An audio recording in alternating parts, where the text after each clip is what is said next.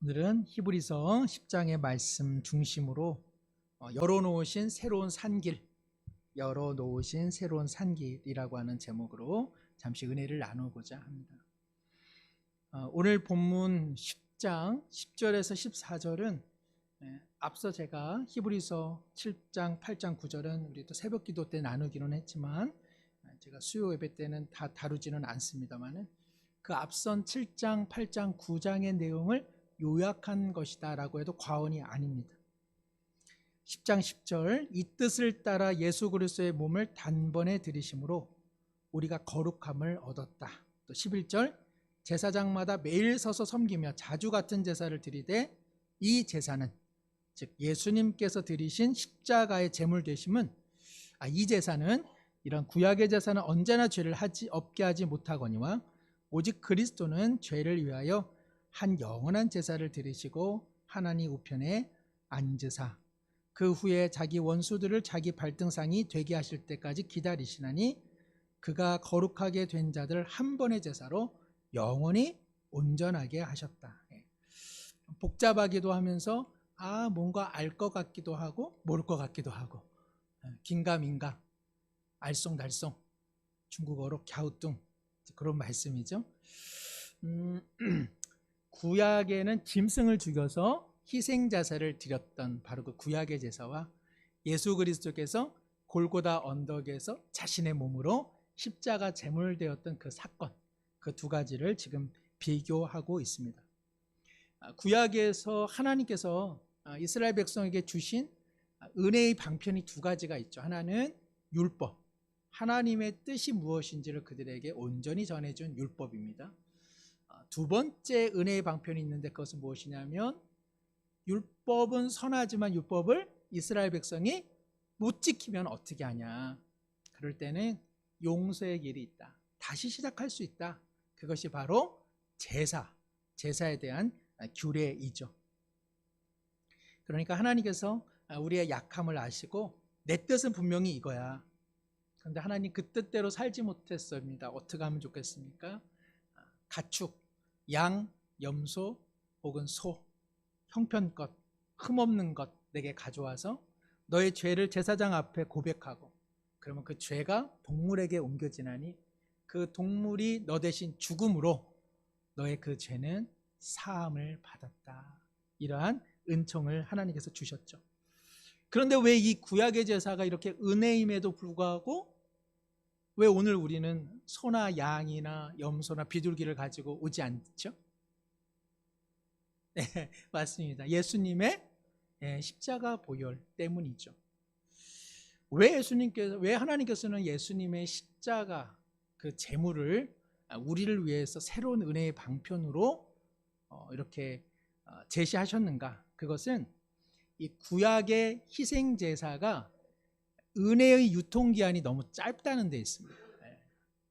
그것을 단적으로 11절에 제사장마다 매일 서서 섬기는데 왜 이렇게 맨날 이 일을 할 수밖에 없냐.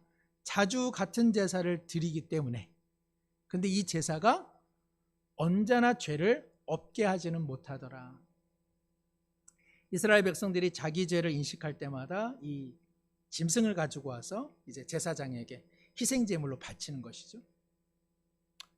그럼 줄이 그냥 나래비가 서 있는 거죠. 거의 끝날 쯤에 죄 저질렀던 사람이 또 죄를 저질렀다 또 가져오는 거죠. 끝날 쯤 보면 또 다른 사람이 또 죄를 저질렀다고 해서 또 가져오는 거죠.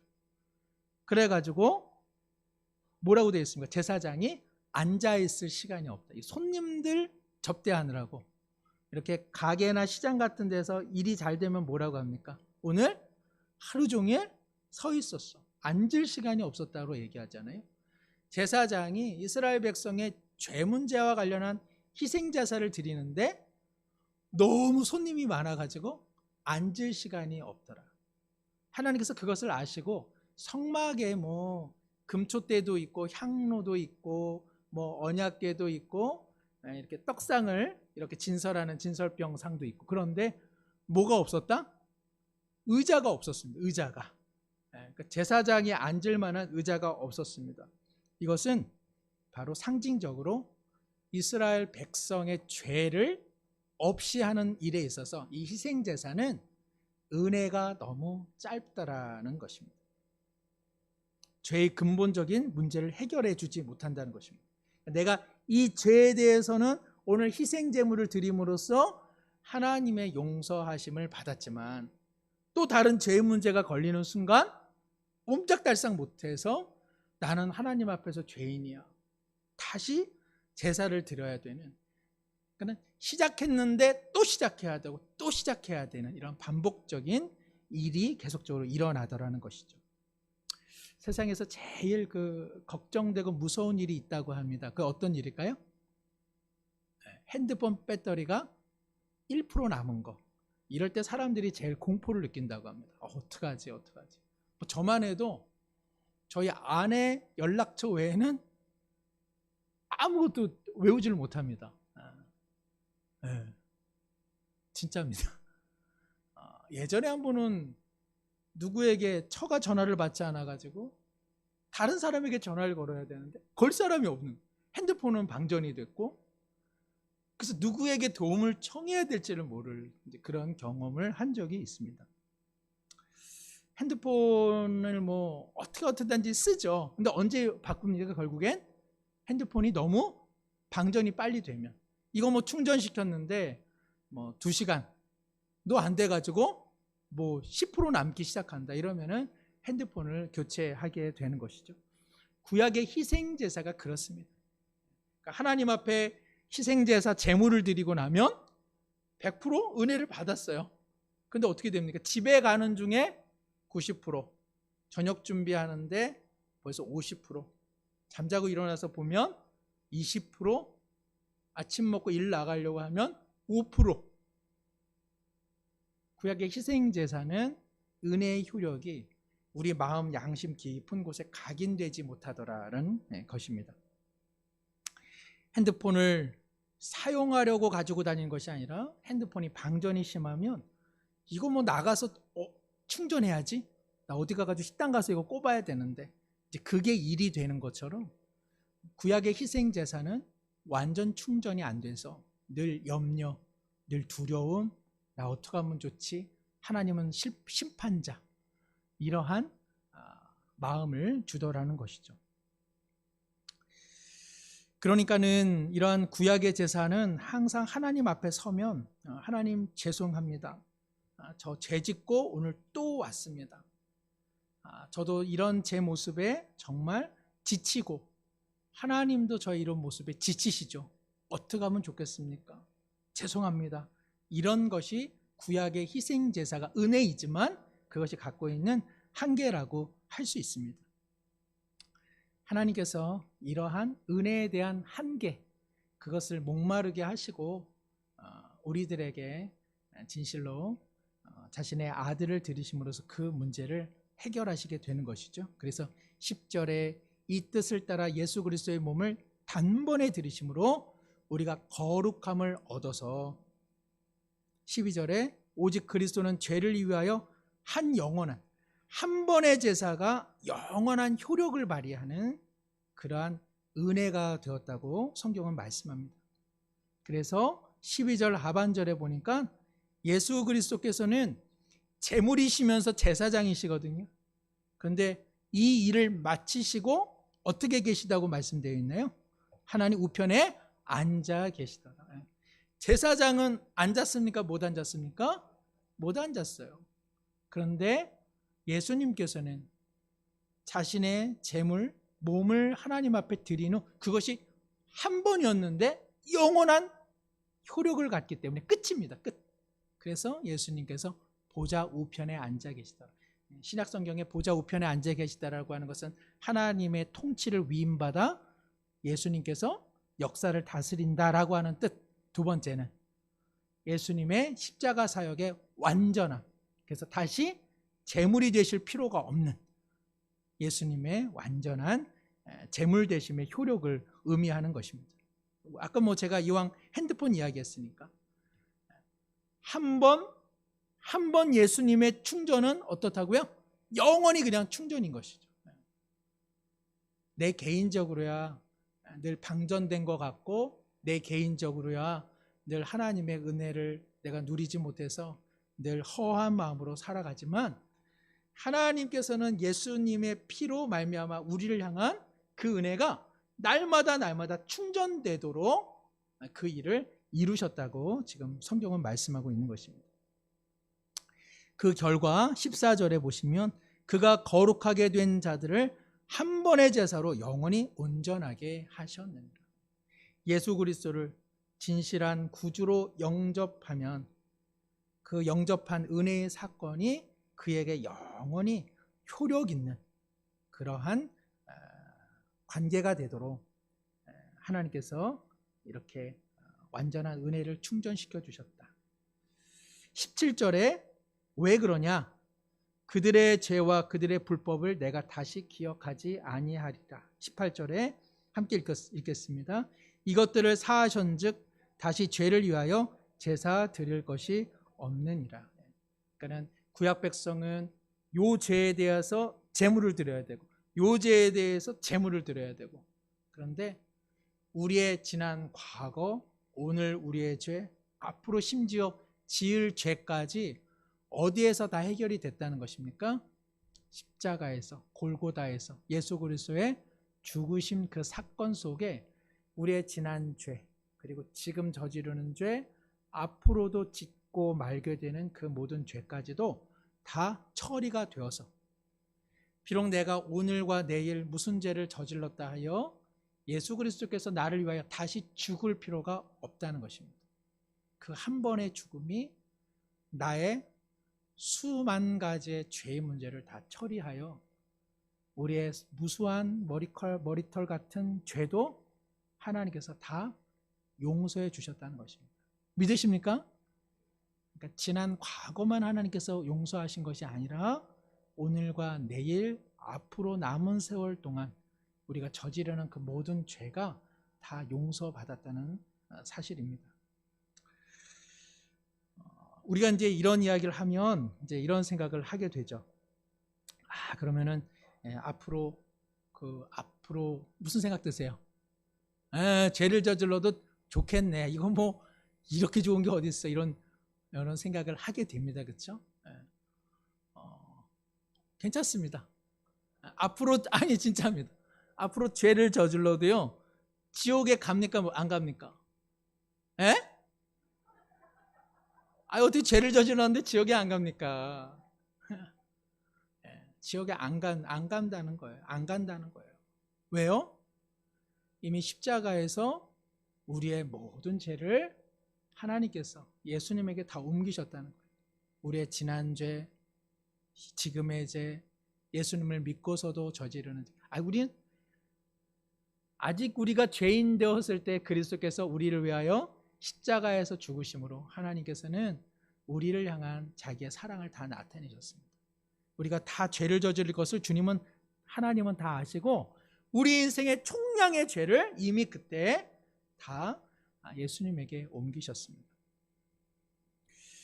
제가 좀 극단적으로 말한 거죠. 그러나 그렇습니다. 왜 우리가 죄를 저질러도 지옥에 안 가냐?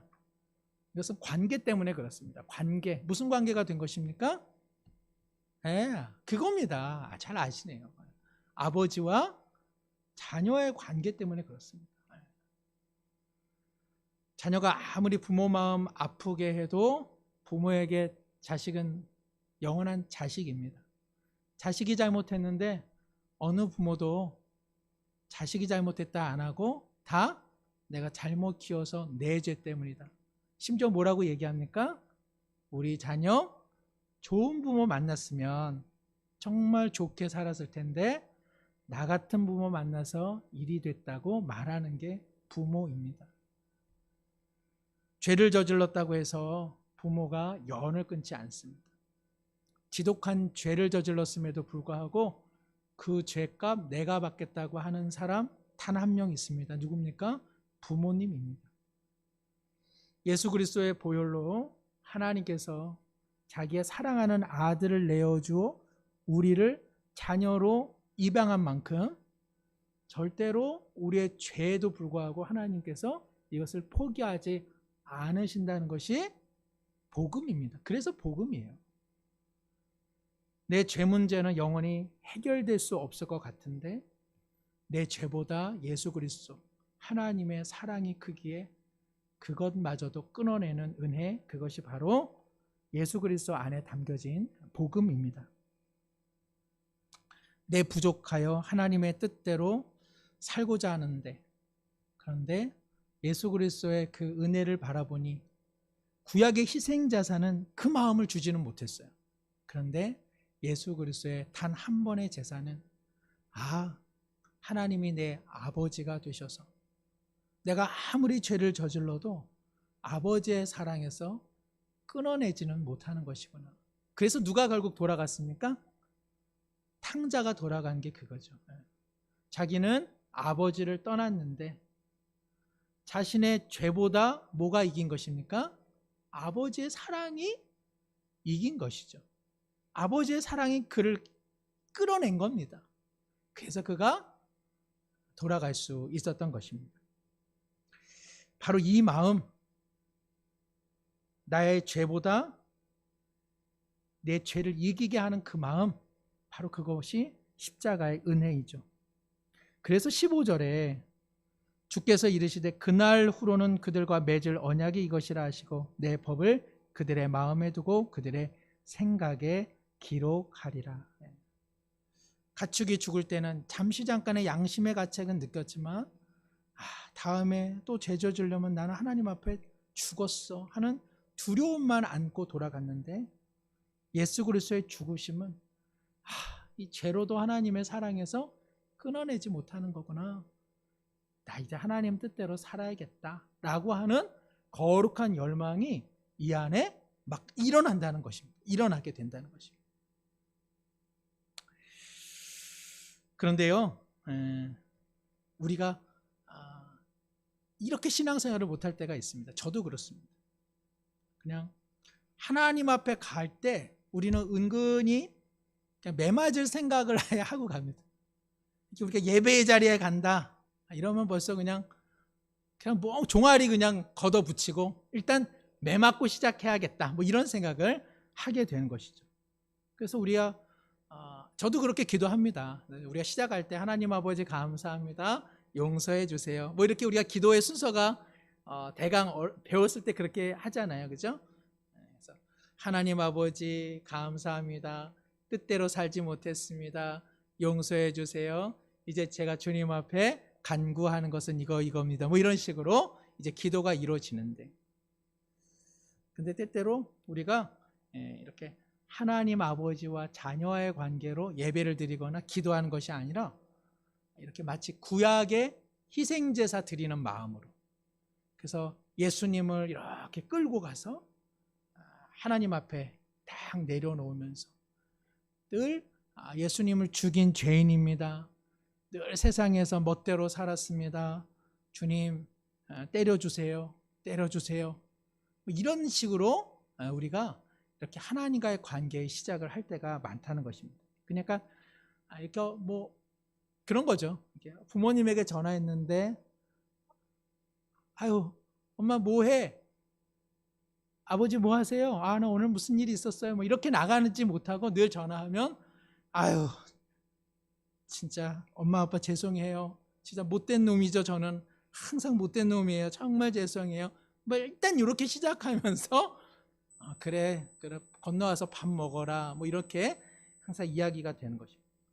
늘 잘못 살아왔고 잘못 살아온 나를 하나님 용서해 주시고 하나님 아버지 감사합니다. 그리고는 일어나는 이러한 신앙의 그냥 반복적인 패턴이 일어나게 된다는 것입니다. 그래서 뭐 저도 비슷합니다만은 이게 설교가 이게 때려주는 설교를 좋아하는 분들이 많으셔요. 에? 자기 스스로 자기에게 회초리는 잘 못하니까 그냥 하나님이 확 후려쳐셔가지고 아유 안 그래도 그냥 잘못한 거 많았는데 막 이렇게 하나님 때려주시니까 아프기는 해도 어때요? 속이 후련하고 시원하죠?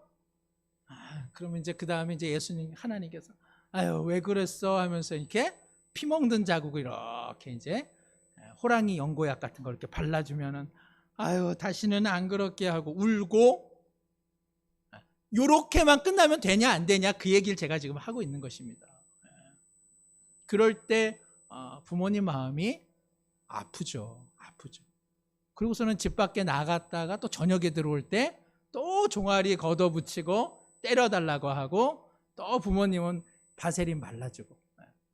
신앙이 때때로는 이러한 쳇바퀴 형식을 보일 때가 많다는 것입니다. 죄를 저지르고 와서 양과 염소를 바치고 다시 돌아갔다가 얼마 후에 다시 양과 염소를 바쳐서 내 죄가 크다. 계속 이런 반복적인 신앙 형태를 우리가 갖고 있다면 이것은 구약의 제사법과 비슷한 신앙의 양태를 보인다는 것입니다. 사실은 하나님께 와서 우리가 하나님 앞에 사실은 기쁨에 보고 하나님 나 이렇게 살았어요. 엄마 아빠 나 오늘 학교 가서 나 이런 거 배웠는데 너무 즐거웠어요. 나 이렇게 새 친구를 만났는데 나 오늘 나 친구에게 이런 양보도 했어요. 나 이런 것도 배웠는데 참 즐거웠어요. 라고 하는 기쁨과 감사의 보고가 너무 없더라는 것이죠. 우리의 신앙생활에. 그냥 하나님 앞에 나가면 맞을 듯 했습니다. 덧없는 세상에서 덧없이 살다가 주님 이렇게 덧없는 모습으로 왔사오니 주여 두 손 들고 주님 앞에 나가오니 용서해 주옵소서. 그럼 하나님께서 용서해 주시고 아이고 감사합니다 하는 마음으로 다시 세상으로 나갔다가 다시 두 손 들고 주님 앞에 나오는 이러한 모습은 하나님께서 우리에게 예수님을 주셨건만 신앙의 형태는 뭐와 비슷하다? 구약의 신앙 형태와 너무 비슷하다는 것입니다. 오늘 19절 21절에 보면 그러므로 형제들아 우리가 예수의 피를 힘입어 성소에 들어갈 담력을 얻었나니 그 길은 우리를 위하여 휘장 가운데로 열어놓으신 새로운 산길이요 휘장은 곧 그의 육체니라. 또 하나님의 집 다스리는 큰 제사장이 계시매. 여기서 말하는 이 성소는요 하나님이 계시는 안방으로 생각하면 됩니다. 종은 안방까지 들어갑니까? 못 들어갑니까? 못 들어가잖아요. 그런데 아들은 어디까지 들어가요? 딸은 안방에 그냥 불쑥불쑥 들어갈 수 있는 거죠. 그죠? 지금 이 성소에 들어갈 담력을 얻었다. 누구로 말미암아? 예수님의 피로 말미암아. 구약의 희생제사는 하나님 앞에 죄를 저지른 것 고백 정도는 하지만 친밀함을 갖기에는 하나님은 너무 먼 당신이셨던 거죠. 그래서 안방에는 못 들어가는 거죠. 그런데 예수 그리스도의 피로 말미암아 성소와 지성소의 휘장이 갈라짐으로써 우리 같은 모든 믿는 사람들이 어디까지 들어가요? 하나님이 계시는 안방까지 들어가는 하나님의 사랑받는 아들과 딸들이 되었다는 것입니다. 누가복음 15장에 둘째 아들이 집을 떠났잖아요. 둘째 아들은 그냥 이제 아버지라 못 부르고 내가 종으로 살겠다 하고 돌아갑니다. 그런데 아버지가 막 금가락지, 신발, 새 옷 입히고 송아지 잡아주고 그게 뭡니까? 너는 종이 아니라 내 안방까지 들어올 수 있는 내 아들이야. 이것은 변하지 못해. 너는 내게 범죄했지만 이것은 변하지 못하는 사실이다 하면서 안방으로 들여보내주죠. 이것이 이제 은혜이죠. 그런데 이것을 막는 사나이가 있었으니 그가 누굽니까? 첫째 아들이잖아요. 첫째 아들이 어디라고 집 나갔던 너가 아버지 안방에 들어오냐 하고 막습니다. 이 첫째 아들은 누구죠? 율법인 거예요. 율법은 하나님과 우리 사이에 죄 문제를 걸어둠으로써 너는 하나님의 사랑받는 자녀일 수 없다고 계속 첫째 아들처럼 우리를 걸려 넘어지게 하는 것이죠. 그런데 아버지가 뭐라고 합니까? 들어와도 좋다고 이야기해 주는 겁니다. 오늘 21절에요. 하나님의 집 다스리시는 큰 제사장, 이 큰 제사장을 히브리서에서는 예수님이신데 예수님을 맏형으로 이렇게 표현합니다. 앞장에 보면.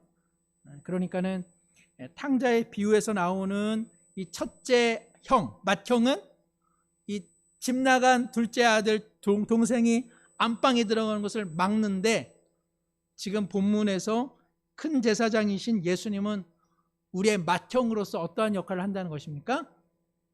야, 뭘 우물쭈물해. 아버지 계신 안방에 어여 들어가. 은혜야, 은혜. 은혜로 들어가는 거야. 네 꼬락서니로 보면 들어갈 수 없지. 그런데 아버지는 은혜가 많으시잖아. 너는 아버지의 아들이야. 이거 끊을 수가 없어. 죄 있더라도 들어갈 수 있어. 하며 맏형 되시는 예수님께서 그를 들여보내고 있는 것입니다. 여기서 문제입니다. 안방에 들어갔습니다. 안방에 들어가서 아버지 제멋대로 살았어요. 정말 죄송합니다. 다 괜찮아. 용서했다. 그래, 그렇게 살지 마 하고 이제 둘째 아들이 나가는 것이죠. 그랬다가 저녁에 들어와가지고 아버지 할 말이 있으면 뭐야? 제가 지난번에 집 나갔었잖아요. 정말 죄송합니다. 헛되이 살았어요. 다 괜찮아. 이제 오늘 잘 자고 이제 새 마음 갖고 살면 돼. 아버지 뜻 알지? 네, 알겠습니다. 다음날 아침이 돼서 두드리고 또 들어와서 뭐라고 얘기합니까? 아버지, 전날에 집 나갔었잖아요. 저예요. 우리의 신앙 형태가 이런 식이라면 이것은 예수 그리스도의 보혈을 의지하는 신앙의 모습과는 조금 거리가 있더라. 그 이야기를 지금 히브리서 기자가 하고 있는 것입니다. 그러면 어떻게 살라? 22절에 우리가 마음의 뿌림을 받아 악한 양심으로부터 벗어나고 몸은 맑은 물로 씻음을 받았으니, 즉 그리스도의 보혈로 너의 인생이 새로운 피조물이 되어 하나님 아버지의 은혜로 안방에 들어간 인생이 됐으니 이제는 어떻게 살라고 되어 있습니까? 참 마음과 온전한 믿음으로 하나님께 나가자. 이제는 아버지의 뜻을 알았냐? 아버지가 얼마나 좋으신 분인지, 아버지의 사랑이 얼마나 큰지, 아버지의 용서가 얼마나 큰지 이제 알았어. 그러면 이제 아버지의 뜻대로 살아내라는 이야기를 하는 것입니다. 그런데 이렇게 살아내는 이야기가 없이 늘 그냥 회개, 늘 그냥 과거에 못했던 거, 늘 그냥 헛된 세상에서 분주하게 살다가 주님 생각하지 못하다가 오늘 왔사온데 주님 저를 불쌍히 여겨 주옵소서, 이것만 해서는 안 된다고 지금 히브리서 기자가 누차 지금 이야기하고 있는 것입니다. 여기 하나님께 나간다고 하는 것은 하나님 아버지의 뜻답게 살라는 이야기입니다. 이제 너는 새로운 인생이 됐으니까, 그래 이제 아버지의 마음을 알았지? 그러니 아버지의 뜻을 인생 가운데 실천하면서 살아보라고 이야기하는 것입니다. 그러니까 십자가의 은혜는 바로 우리를 그렇게 밀고 가는 것인데, 우리는 십자가의 은혜를 어디에다 국한시킵니까? 그냥 옛날 죄, 그 세상에서 헛되이 살아서 하나님 죄송합니다라고 말할 때 사용하는 것. 그래서 예수 그리스도의 십자가의 은혜가 정말 풍성한 은혜고 우리를 더 멋진 삶으로 신앙인답게 살아가게 하는 그 은혜의 힘을 우리는 계속 요만큼만 사용하는 것이죠. 그냥 죄송합니다, 용서해 주세요만 사용한다는 것입니다. 오늘 23절도 같은 얘기입니다. 또 약속한 이신은 믿부시니 자, 우리가 믿는 도리의 소망을 움직이지 말며 굳게 잡고 나가라는 것입니다. 이제 알았지? 아버지의 은혜 알겠지? 하나님의 그 뜻을 알겠지? 그러면 살아내라는 것입니다. 살아내라는 것입니다. 이것은요, 히브리서 기자만 이야기하고 있는 것이 아니죠. 서신서를 보면 딱 두 가지입니다. 서신서의 전반부는 예수 그리스도의 보혈 능력이 무엇인지를 얘기하고, 그 다음에 서신서의 후반은 무엇입니까? 자, 그러면 그렇게 살라는 이야기입니다. 살아내라는 이야기입니다. 반복적이기는 하지만 저도 그래서 계속 제가 이야기하는 겁니다. 우리는 백날 와서 하나님 앞에 그냥 잘못했고 그냥 죽을 죄 저질렀고 어떻게 하면 좋겠냐고 얘기하고, 예수 그리스도의 보혈을 의지하여 하나님 용서받았으니 감사합니다. 그리고는 그냥 다시 돌아가는 거죠.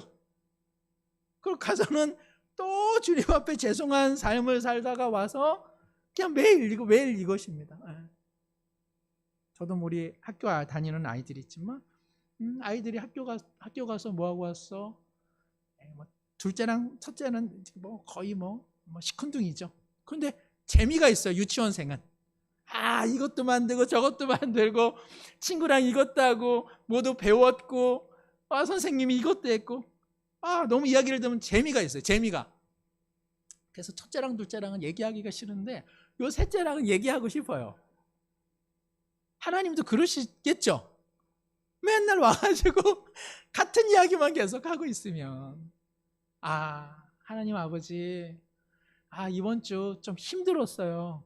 근데 그 안에서 하나님의 뜻을 발견했어요. 저랑 다른 사람에게 제가 불쑥 화도 좀 냈는데 생각해보니 그러면 안 되겠다 싶어서 제가 좀 친절하게 이야기했어요. 어떤 사람 조금 마음이 어두워 보이길래 제가 밥이라도 한 끼 사 먹자고 했더니 좋은 시간이 됐었어요.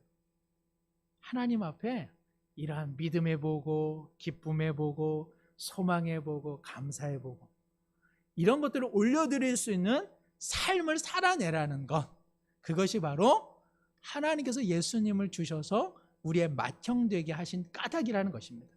단순히 구약의 희생제사처럼 예수님 질질 끌어다렸다가 내 죄 때문입니다 하면서 예수님 앉혀놓고 그리고 그냥 쓸쓸하게 돌아섰다가 그런 신앙의 쳇바퀴가 아니라 정말 주님 뜻대로 살았습니다라고 하는 풍성한 삶을 살아내라는 것입니다. 그리고 그것을 하나님 아버지 앞에 고백해 보라는 것입니다. 24절, 25절 서로 돌아보아 사랑과 선행을 격려해라. 히브리서 기자가 지금 너희들의 죄가 얼마나 큰지 다시 한번 예수님의 보혈 막 뒤로 돌아가는 이야기를 안 하잖아요. 계속 지금 히브리서 보시면은 어떠한 맥락인지 이제는 아실 거예요. 자, 이제 예수님께서 하나님께서 주신 그 사랑의 모범과 그 선하심을 너도 함께 나누며 살아가라고 이야기하시는 거죠. 25절에 모이기를 패하는 어떤 사람들의 습관과 같이 하지 말고 신앙은 그렇게 해서 되는 게 아니다. 신앙은 그냥 예수 그리스도의 보혈 생각하면서 자기 혼자 그냥 울면서 그냥 하나님 아버지 나 같은 죄인 용서해 주셔서 감사합니다 이런 식으로 해서 신앙생활이 자라나는 게 아니라는 것입니다. 나와 다르더라도 함께 모여서 거기서 좀 치고 받고 하면서 나의 부족함 깨닫고 또 하나님께서 아버지께서 내게 원하시는 그러한 사랑, 선행, 격려해주고 세워주고 친절하고 따뜻한 말 해주고 그리고 웃어주는 말 그리고 격려해주는 말 계속 이러한 작업을 하면서 신앙생활은 하나님 앞에 드려질 이야기가 많다고 지금 오늘 히브리서 기자가 이야기하고 있는 것입니다.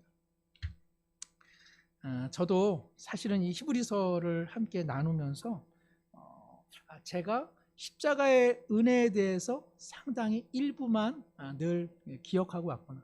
죄송합니다만은 저도 읽고 들은 내용들이 다 그런 거예요. 사실은 우리가 이렇게 순환절 십자가 생각하면 어때요?